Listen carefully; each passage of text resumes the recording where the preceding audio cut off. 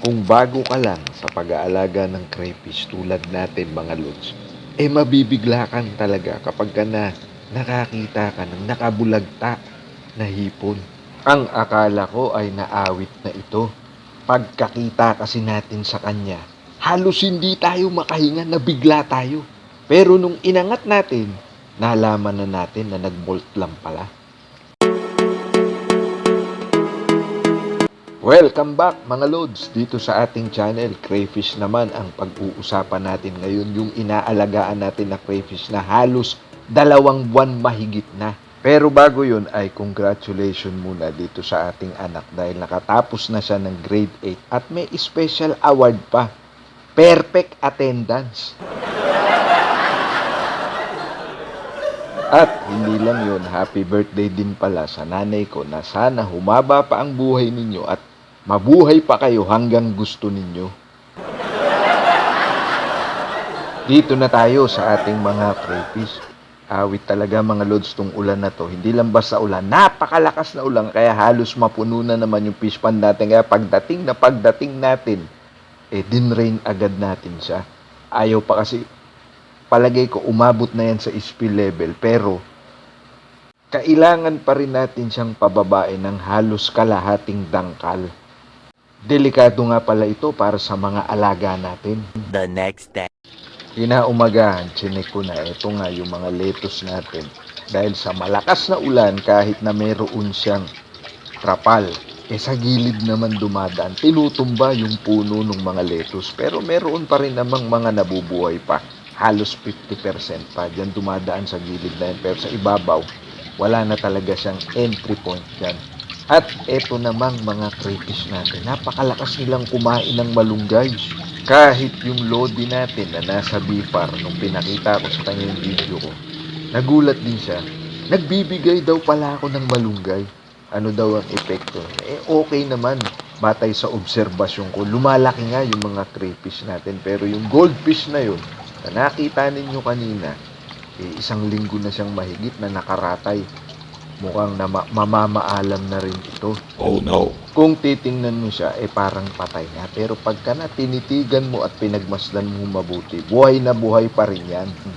Ito namang mga crayfish natin, iniahon na natin mula sa crate.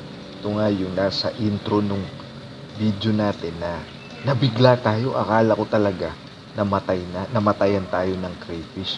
Pero buti na lang at nag-molt lang pala. Kung napansin din ninyo, yung fish pond natin, halos magtatatlong buwan na din yan kasabay nitong mga crayfish natin. Malinaw pa rin ang tubig. Nakakatulong nga talaga yung mga water plants na inilagay natin dyan, pati yung mga buhangin. Nasasala niya yung mga dumi, kaya yung tubig sa fish pond, halos pwede mo sigurong inumin yan. Pero pagka ininom mo yan, mag-ready ka na din, baka isugod ka sa ospital. Ito nga pala yung pinagmolta ng crayfish natin. Akala ko tuloy na awit dahil sa dumami yung tubig sa fish pond. Baka nagbago yung pH level. Buti na lang, nagmolt lang pala. The next day. Hindi ko na lang ma-video isa-isa yung mga crayfish natin. Pero tiningnan ko, wala pa talaga silang itlog. Pero ang lalaki na nung mga panipit nila, yung mga clone nila at may mga kulay na talaga. Yung dulo, kulay pula na.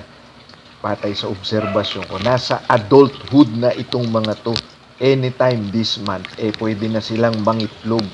Ayan siya mga lods, tingnan nyo, napakatapang na niya. At naubos na rin nila yung malunggay. Hindi ko lang alam kung sila lang ang kumain nun. Baka lumalabas din kasi sa crate na yan yung dahon ng malunggay.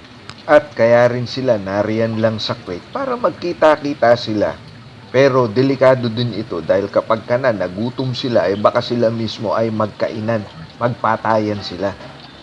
Yun ang risk na pinangangambahan natin. Pero so far, 1 buwan na sila mahigit dyan. Hindi naman nagkakaganon. At ang plano din natin dito, kung sakali merong mag-egg na, iwawalay natin ang crate. Para solo lang siya doon, solo lang. Kung dalawa kasi yung female dito, tag-isang crate sila. Tapos palalayain na natin itong mga male. Bahala na sila sa buhay nila. Ayan yung isa, napakalaki na talaga niya. Siguro nasa kulang-kulang 200 grams na ang isang piraso nito. Baka nasa mga 150 grams na siya. Ito namang goldfish natin na nakaratay lang. Binibigyan natin ng pagkain siya. Pero nakat, nakat, nakatihaya siya. Dapat sana ay nakadapa. Pero kahapon tiningnan ko to, nakadapa siya. Pagka na umikot na lang siya, makakain niya rin yung mga ibinigay ko. Natutunaw naman yan o lumalambot, kaya pwede niyang kainin. Yun nga palang mga goldfish na yan, kapag na baby pa lang sila, kulay itim, tas unti-unti nagbabago yung kulay nila. Parang ito din pala mga crayfish na to, unti-unti nagkakakulay yung mga kulo niya. Ang ganda na tingnan, kulay blue at sa dulo ay red, kaya pala ang tawag dito ay Australian red claw crayfish. At tunay nga na nakakatakot yung mga kulo niya dahil napakalaki, para na siyang alimasag. Matibay din talaga ang mga crayfish, mga lods, kasi napabayaan to na walang pump, pero buhay pa rin sila. Halos magdadalawang araw na naiwan na ganun yun, walang pump dahil nakasaksak yung washing machine. Hindi na ibalik ng saksakan yung pump, pero buhay pa rin sila. Bago ko nga pala tapusin yung video natin ngayon, magpapasalamat muna ako sa mga naging tropa natin dito sa Los Baños, Laguna. Tinapos na natin yung pamamasyal natin dito ng 1 buwan. Tulad ng nakikita ninyo, nasa UP. Ayan, sa UP Los Baños yan. At dito rin, nagpapasalamat din ako sa mga kapatid yan sa lokal ng college sa Los Baños, Laguna. Napakaganda nung lokal nila. Yung garden nila, na mayroong fish pond, may mga gapi. Ayan, no? At dahil nga pala dito, yung tinitirhan ko malapit dito sa lokal, nilalakad ko lang at nakakapagsagawa tayo ng panata everyday sa kapilya. Salamat din pala sa nanay ko na kahit na nasa kabilang ibayo ng mundo sila, naalala nila kami mga naghihirap na mga anak niya. Pinakain kami ng 1 to sawa. Dito yan sa Hyatt, sa City of Dreams. Eat all you can dito, mga lods. Napakasarap.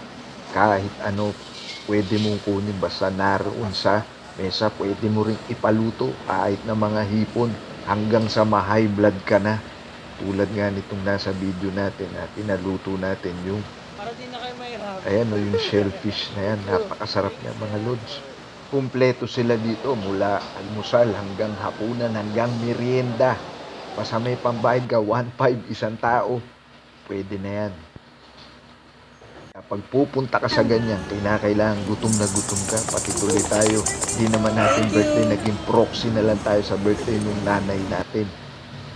Shout out nga pala sa mga tropang gulong, lalo na sa bagong member namin na si Master Jojo Bauson ng Los Baños, Laguna.